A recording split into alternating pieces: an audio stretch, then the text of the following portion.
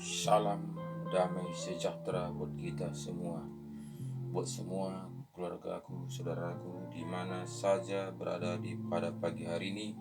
Kita bertemu untuk merenungkan firman Tuhan, di mana pada pagi hari ini Tuhan sudah membanguni kita dengan sehat walafiat, dan pada pagi hari ini masih diberikan kesempatan untuk merenungkan kebenaran firman Tuhan, yang mana di sini kita akan membaca firman Tuhan tentang bagaimana sebetulnya kita hidup dalam dunia ini. Kenapa banyak manusia tidak melakukan sesuai dengan kebenaran firman Tuhan, bahkan banyak manusia juga saat ini banyak untuk menafsirkan firman Tuhan, bukan bertindak melakukannya dengan taat dan setia. Jadi banyak firman Tuhan ini dilakukan sesuai dengan pikiran, tafsiran, pendapat diri sendiri. Jadi Bapak Ibu Saudaraku, marilah kita kembali kepada firman Tuhan supaya kita jangan firman Tuhan ini kita buat hanya sebagai tafsiran menurut pendapat kita sendiri, menurut kebenaran kita sendiri. Tapi marilah kita melakukan seturut dengan kehendak Tuhan, di mana kita diajari, dibimbing, ditopang, di mana kita tahu tahun 2000 lalu Yesus datang ke dunia ini untuk memperjelas, untuk menggenapi firman Tuhan supaya manusia lebih mengerti lagi, sehingga Tuhan Yesus membuat banyak perumpamaan firman Tuhan ini supaya manusia lebih gampang untuk menyerapnya, gampang untuk menangkap bagaimana sebetulnya artinya dan bagaimana sebetulnya yang harus kita lakukan. Jadi ini semua Bapak Ibu Saudaraku, kita harus kembali kepada yang tertulis. Yang tertulis yang memang menurut manusia Hawa adalah selingkuh. Jadi kita melihat kebenaran firman Tuhan jika kita membacanya, di mana kita melihat di Kejadian 4, kita melihat dibaca di sini Kejadian 4 ayat 1, kita melihat bahwa di sini ayat 1 mengatakan, kemudian manusia itu bersetubuh dengan Hawa, istrinya, dan mengandunglah perempuan itu lalu melahirkan Kain. Maka kata perempuan itu, aku telah mendapat seorang anak laki-laki dengan pertolongan Tuhan. Jadi sini kita sangat jelas kita Hawa bukanlah selingkuh menurut perkataan banyak orang. Tapi sini kita jelas melihat Hawa bukanlah selingkuh. Memang secara rohani Hawa selingkuh karena apa? Karena dia taat kepada iblis, di mana iblis menawarkan buah kayu itu supaya si Hawa memakannya dan si Hawa jatuh ke dalam dosa. Berarti itu dia selingkuh secara rohani, tidak taat kepada Tuhan. Karena padahal Tuhan mengatakan, jangan engkau makan buah kayu ini yang ada di tengah-tengah taman ini. Tapi Hawa tidak mengindahkannya, bahkan dia menuruti apa yang diceritakan si iblis. Dia dirayu sehingga dia makan buah kayu itu. Tapi buah kayu itu adalah buah kayu terlarang. Jadi bukanlah di sini selingkuh secara badani. Bahkan banyak manusia, bahkan juga orang Kristen saat ini, karena ditafsirkan tadi, karena dipikirkan tadi, karena merenungkannya dengan pikiran sendiri, ditafsirkan dengan pikiran sendiri, bukannya kembali kepada firman bagaimana sebetulnya sejarahnya, sehingga dia menganggap itu selingkuh secara daging, sehingga dia mengatakan lahir anaknya si Kain, itulah buah dosa. Ya, memang kita melihat sini adalah si Hawa sudah jatuh ke dalam dosa. Bahkan kita melihat memang dia melahirkan si Kain, sehingga Kain itu juga ada rasa cemburu kepada adiknya. Nah, jadi dikait-kaitkanlah itu, ditafsirkanlah itu, sehingga menganggap banyak manusia, bahkan juga orang Kristen sebagian, menganggap bahwa Hawa itu selingkuh secara daging. Padahal sini bukanlah selingkuh secara daging, tapi selingkuh secara rohani. Jadi rohaninya yang selingkuh. Nah, jadi ini Bapak Ibu Saudaraku, kita memperjelaskannya supaya kita jangan salah pengertian, jangan salah menafsirkannya. Nah, jadi harus kita kembali kepada Alkitab, karena Alkitab akan menjelaskannya. Jika kita menduga-duga, sehingga itu membuahkan dosa, sehingga iman kita akan menjadi lemah. Karena apa? Karena kita menduga-duga, mentafsirkan yang tidak sesuai tertulis dengan Alkitab. Jadi marilah kita membacanya, merenungkannya, melihat apa yang tertulis. Jadi jangan kita tambah-tambahi, jangan kita kurang-kurangi, supaya firman Tuhan yang kita baca ini betul-betul original, tidak ada lagi KW-nya. Nah, jadi jika kita menafsirkannya dengan otak kita, dengan pikiran kita, dengan akal kita, sehingga terjadilah hal-hal yang seperti teman-teman mengatakan bahwa Hawa itu nyeleweng, bahwa Hawa itu selingkuh. Dia mendapatkan selingkuhannya itu dari si iblis, si ular, sehingga melahirkan si Kain. Jadi itu bukanlah benar. Jadi itu adalah menurut pikiran, menurut tafsiran manusia.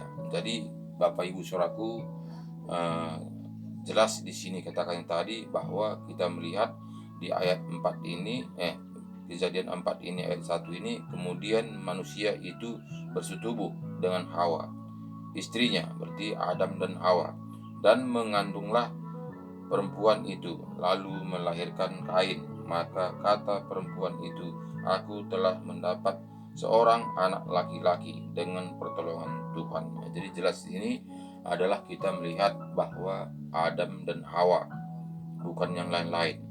Bahkan disinilah hubungannya Adam dan Hawa, sehinggalah lahir si Kain. Jadi itulah Bapak Ibu Saudaraku, supaya kita memperlurus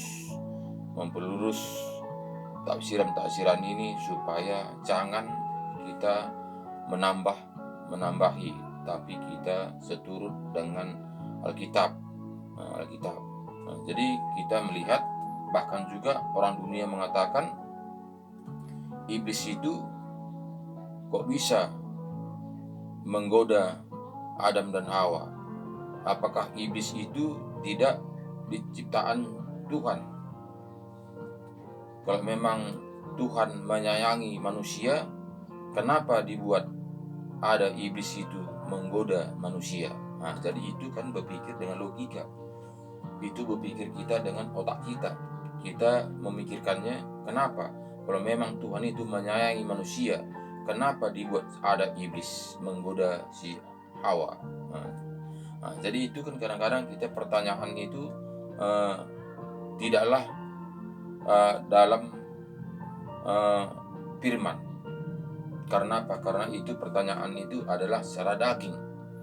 Secara daging yang kita pertanyakan itu. Karena apa? Karena kita melihat sesuai dengan kehendak kita. Jika kita menyukai sebuah entah apapun itu, tentu kita melindunginya, tentu kita menyayanginya, tidak akan dicuri oleh orang lain, tidak akan hilang. Karena apa? Karena kita menyukainya itu secara daging. Pasti kita lindungi, kita sayangi barang yang kita suka itu, Jadi manusia juga berpikir seperti itu. Manusia ciptaan Tuhan yang disayanginya, segambar dengan Tuhan. Jadi kenapa sempat ciptaan yang disayanginya itu bisa digoda oleh si setan? Kenapa? Jadi kita berpikir kan secara daging, itu berpikir secara manusia, memang itu wajar-wajar saja. Tapi kenapa kita harus memikirkan hal-hal sedemikian? Kenapa? Jadi sebetulnya itu membuat kita membuang-buang energi, membuang-buang energi. Kenapa iblis itu berkuasa? Kenapa iblis itu menggoda si Hawa? Kenapa Tuhan memberikan kesempatan itu? Jika Tuhan tahu ciptaannya itu kelemahan kekuatannya, tentu Tuhan mengawasi Adam dan Hawa. Itu menurut manusia. Nah, jadi itu kita tidak tahu bagaimana ciptaan Tuhan, walaupun iblis itu adalah ciptaan Tuhan. Karena kita melihat di sini di kejadian 3 ayat 1, adapun ular ialah yang paling cerdik dari segala binatang di darat yang dijadikan oleh Tuhan Allah. Jadi kita sini katakannya adalah ular ialah yang paling cerdik dari segala binatang di darat yang dijadikan oleh Tuhan Allah. Ular itu berkata kepada perempuan itu, tentulah Allah berfirman, semua pohon dalam taman ini jangan kamu makan, buahnya, bukan? Jadi sini kita melihat bahwa iblis itu adalah ciptaan Tuhan, sama seperti kita. Sini katanya tadi, adapun ular ialah yang paling cerdik dari segala binatang di darat yang dijadikan oleh Tuhan Allah. Jadi ular itu kita melihat adalah ciptaan Tuhan juga. Nah, jadi jika ular itu ciptaan Tuhan, kenapa sempat terjadi ular menggoda si Hawa? Jadi itulah pertanyaan banyak orang-orang Kristen yang tidak melakukannya seturut dengan firman kebenaran, sehingga dia menggali untuk membuat alasan, membuat pertanyaan.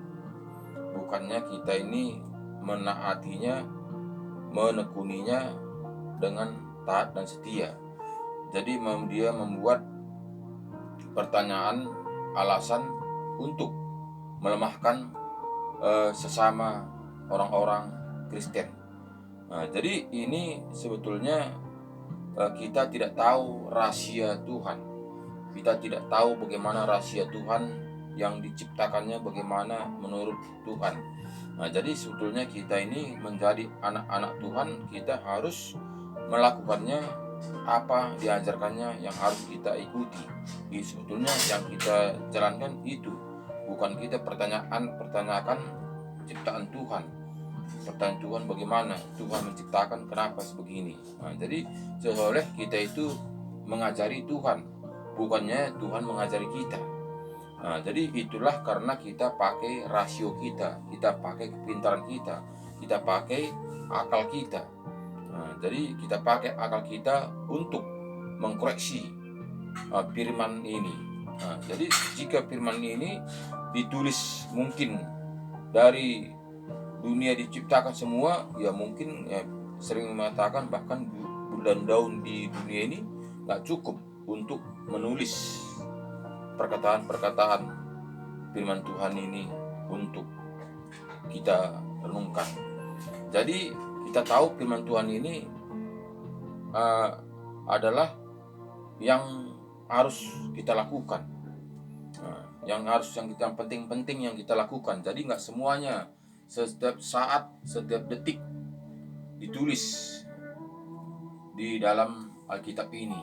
Nah, jadi tentulah di Alkitab di sini tidaklah ditulis bagaimana si iblis itu, untuk apa dia diciptakan kalau memang dia untuk pengerusuh. Apakah Tuhan itu tidak tahu Tuhan itu bahwa iblis itu adalah pintar? Apakah tidak tahu Tuhan itu ingin mengelombai Tuhan? Apakah nggak tahu iblis itu ingin mengelombai Tuhan? Nah, jadi tentu dia tahu karena dia menciptakan. Nah, tentu dia tahu. Jadi kenapa sempat terjadi? Kenapa nggak dimusnahkan ketika dia mengetahui pikirannya? Nah, jadi itu kan yang berpikir kita, berpikir akal kita, berpikir itu otak kita. Karena apa? Karena kita mempertanyakan itu karena sempat terjadi pengerebutan, sehingga ada terjadi perselingkuhan akan kebenaran firman Tuhan, perselingkuhan rohani, bukan perselingkuhan daging. Nah, dari sini kita tahu bahwa si Hawa ini sudah selingkuh secara rohani. Dia mengikuti ajaran si iblis, ajaran si ular, bukan lagi mengikuti ajaran Tuhan. Padahal Tuhan sudah memberi ajaran kepada Adam dan Hawa bahwa tidak bisa buah kayu itu yang di tengah-tengah taman itu dimakan. Nah, itu sudah difirmankan Tuhan kepada Adam dan Hawa. Tapi begitu datang iblis untuk merayu si Hawa, sehingga dia percaya, sehingga dia taat, sehingga dia berbuat apa yang diajarkan si ular itu, si iblis itu. Nah, jadi itulah dia selingkuh dengan rohani, bukan selingkuh dengan badani, menurut seperti apa yang dipertanyakan orang-orang di dunia ini. Dia mengatakan selingkuh secara daging sehingga melahirkan Kain. Itu menurut akal manusia, menurut pikiran manusia, menurut tafsiran manusia. Nah, ternyata kita melihat di Alkitab bukanlah selingkuh secara daging, tapi selingkuh secara rohani, Nah, jadi makanya Bapak Ibu Saudaraku, kembalilah kita kepada Alkitab supaya kita itu mengerti kebenarannya, sehingga kita tidak percaya apa kata orang, sehingga kita tidak makan apa yang diberikan orang itu kepada kita tanpa kita selidiki terlebih dahulu. Nah, jadi jika kita memakannya langsung, tentu terjadilah seperti yang dikatakan banyak orang bahkan selingkuh secara daging. Nah, jadi jika kita kembali kepada firman Tuhan, kita sudah mengerti bahwa Hawa itu bukanlah selingkuh, tapi dia selingkuh rohani, bukan selingkuh badani.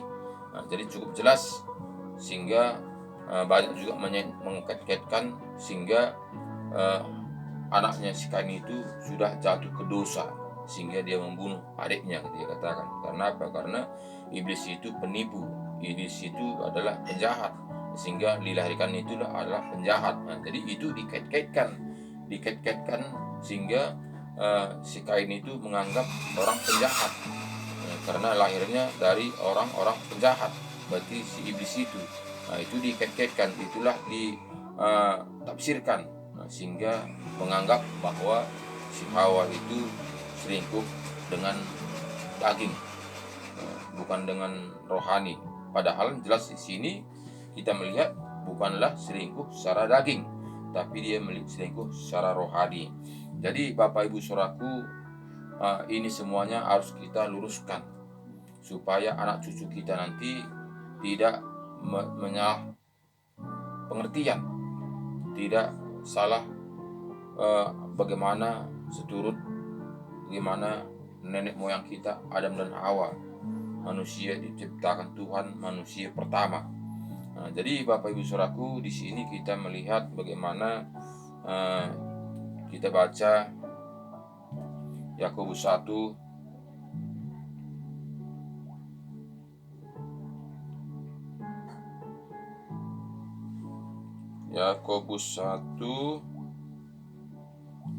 ayat 12.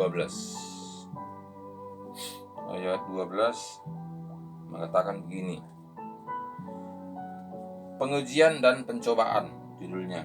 Berbahagialah orang yang bertahan dalam pencobaan, sebab apabila ia sudah tahan uji, ia akan menerima mahkota kehidupan yang dijanjikan Allah kepada barang siapa yang mengasihi Dia. Nah, jadi itulah yang harus kita tekuni.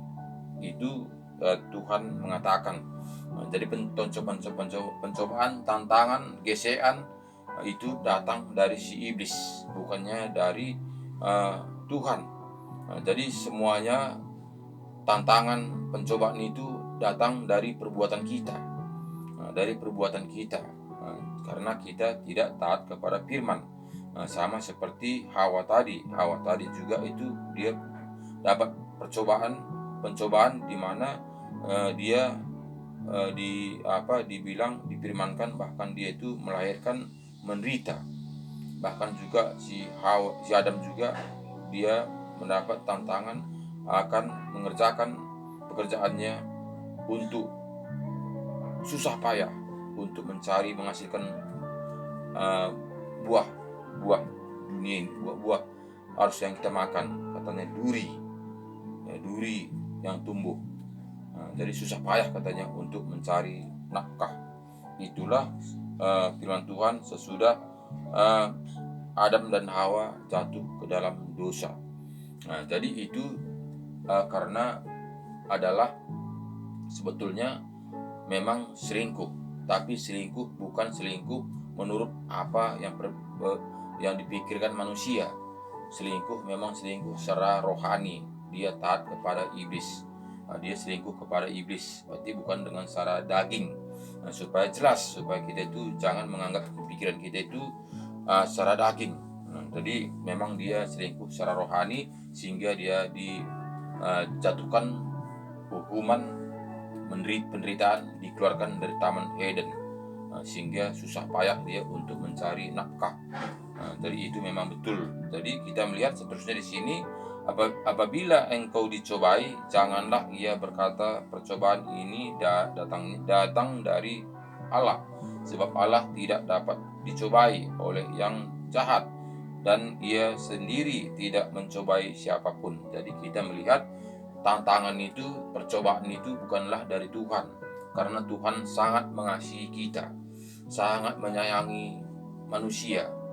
Satupun manusia ini Tuhan tidak ingin binasa, tapi Tuhan manusia semua selamat, mendapatkan kehidupan yang kekal. Tapi karena ulah kita, karena pekerjaan kita, karena tindakan kita, sehingga kita jatuh ke dalam pencobaan, sehingga kita jatuh kepada hukuman, yaitu api neraka, jika kita tidak berbalik kepada Tuhan. Jadi kita harus berbalik kepada Tuhan Yesus, karena Yesus sudah memberi jalan kepada kita. Dosa kita, dosa nenek moyang kita, dosa Adam dan Hawa sudah ditebus di kayu salib. Darahnya sudah tercurah di Golgota. Jadi kita ini sudah dibayar lunas, utang kita sudah dibayar lunas. Jadi kita sebetulnya tinggal meneruskan jejak Tuhan Yesus, supaya kita itu mendapatkan kehidupan yang kekal. Jadi ayat 14 katakannya kepada kita, tetapi tiap-tiap orang dicobai oleh keinginannya sendiri, karena ia diseret dan dipikat olehnya. Dari sini katanya pencobaan itu datangnya dari diri sendiri. Karena jelas katanya kepada sini ayat 14, tetapi tiap-tiap orang dicobai oleh keinginannya sendiri, karena ia diseret dan dipikat olehnya. Dan apabila keinginan itu telah dibuahi, ia melahirkan dosa, dan apabila dosa itu sudah matang, ia melahirkan maut. Jadi ini banyak manusia tadi seperti Adam dan Hawa tadi. Bahkan si Hawa tadi mengatakan nyeleweng secara daging, sama seperti ini. Jadi ini juga jika kita tidak menafsirkannya jika kita tidak melakukannya dengan apa yang tertulis, jika kita menafsirkannya, sehingga sini kita melihat ayat 15 5 ini, dan apabila keinginan itu telah dibuahi, ia melahirkan dosa, dan apabila dosa itu sudah matang, ia melahirkan maut. Nah, jadi jika kita kaitkan dengan daging, ya tentu ini juga penyelewengan.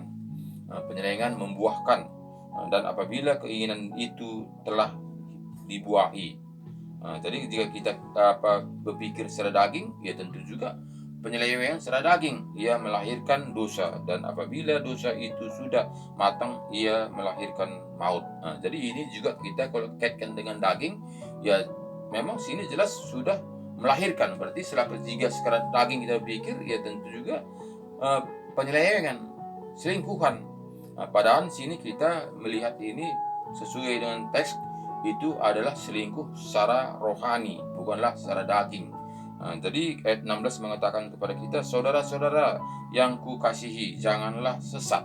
Jadi jelas katanya kepada kita tadi, janganlah kita sesat. Jangan kita berpikir itu negatif. Jangan kita pikirkan itu hal-hal yang tidak sesuai dengan yang tertulis. Jangan kita pikirkan itu yang tidak sesuai dengan apa rencana Tuhan Yesus. Jadi jangan kita pikirkan secara daging. Jangan kita pikirkan secara daging, sehingga jika kita memikirkan itu secara daging, sehingga itulah ada penyelewengan. Sehingga itulah kita menganggap bahwa Hawa itu selingkuh secara daging, sehingga melahirkan anak si Kain. Itu berpikiran secara daging. Jadi itu semua Bapak Ibu Saudaraku, marilah kita kembali kepada Tuhan, kembali kepada Alkitab, di mana Yesus sudah memperjelaskannya tahun 2000 lalu untuk kita taati dan kita lakukan dengan taat dan setia. Jadi ayat 17 mengatakan kepada kita, setiap pemberian yang baik dan setiap anugerah yang sempurna datangnya dari atas, diturunkan dari Bapa segala terang. Padanya tidak ada perubahan atau banyak karena pertukaran. Atas kehendaknya sendiri ia telah menjadikan kita oleh firman kebenaran, supaya kita pada tingkat yang tertuju menjadi anak sulung di atas semua ciptaannya. Jadi sini Tuhan mengatakan kita itu jangan salah tingkah. Jangan kita salah tingkah sehingga kita lari dari tema, lari dari tujuan, lari dari maksud. Jadi kita membaca firman Tuhan ini harus kita baca dari awal dari judul firman itu, sehingga apa tujuan firman yang dituliskan di dalam Alkitab ini. Jadi jika kita mengambilnya hanya kita comot satu ayat saja, bisa kita pakai tinggal tempelkan kepada firman lain, ayat lain. Itulah sehingga terjadi penyelewengan firman, sehingga kita manusia banyak saat ini menafsirkan firman Tuhan ini itu tidak lagi sesuai dengan tema, tidak lagi sesuai dengan tujuan. Kenapa? Karena kita sudah patah-patahkan, sudah kita copot-copot, sehingga firman ini kita rangkai dengan firman yang lain. Tema yang ini kita copot untuk tema judul yang beda. Sehingga itulah membuat jadi ketimpangan oleh karena pikiran manusia bagaimana firman ini dicopot-copot, diambil ayatnya yang penting-penting sesuai dengan selera masing-masing, sehingga itu terjadilah menjadi kebenaran diri sendiri. Jadi bukanlah mengikuti sesuai apa yang direncanakan Tuhan Yesus kepada kita, tapi kita itu melakukannya sesuai dengan kehendak kita, sehingga kita itulah yang mengatur Tuhan, bukan lagi Tuhan mengatur kita. Kenapa? Karena kita firman Tuhan ini kita comot-comot sesuai dengan kehendak kita, sesuai dengan selera kita. Jadi itulah maka banyak orang Kristen saat ini salah mempergunakan, salah menafsirkannya, salah melangkah tidak lagi seturut dengan apa yang tertulis di dalam Alkitab ini, sehingga kita menganggap orang Kristen ini gampang, sehingga kita menganggap menjadi anak Tuhan itu gampang, sehingga kita itu menjadi mendapatkan kehidupan yang kekal itu gampang. Kenapa?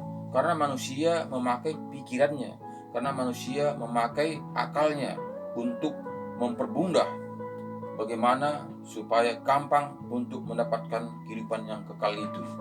Jadi itu pikiran manusia, itu usaha manusia. Tapi apakah itu kebenaran? Itu tergantung kepada yang melakukannya. Jadi jika kita melakukannya sesuai dengan kebenaran firman Tuhan, itulah firman Tuhan itu, itulah kebenaran itu. Makanya Bapak Ibu Saudaraku, mari kita kembali kepada Alkitab. Baca Alkitab, undang Roh Kudus masuk dalam hati kita, sehingga Roh Kudus itulah akan berkata-kata dalam hati kita, sehingga betul-betul firman yang kita baca ini murni dari Roh Kudus. Roh Kudus akan menuntun kita, mengajari kita, membimbing kita, menopang kita, sehingga kita ini tidak salah melangkah. Karena apa? Karena sudah ada Roh Tuhan bekerja dalam diri kita untuk menuntun, menyertai, melindungi, mengajari sepanjang kehidupan kita sehari-hari. Jika tidak ada Roh Kudus bekerja dalam hati kita, itulah sehingga terjadi penyelewengan firman Tuhan, sehingga kita mengambil bertindak untuk menjalankan kebenaran diri sendiri.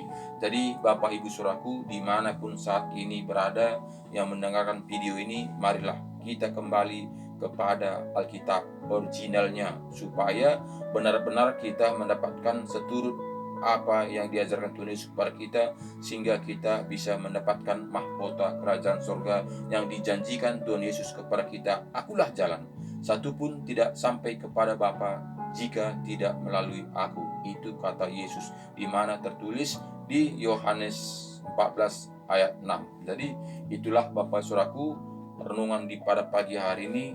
Tetap semangat, jaga kesehatan, berbaliklah kepada Alkitab yang kita percayai, supaya kita sungguh-sungguh kita mendapatkan originalnya, sehingga kita tidak dibelok-belokkan oleh dunia ini, sehingga kita betul-betul tidak tergoda oleh kuasa-kuasa dunia ini, sehingga kita dibawa ke api neraka.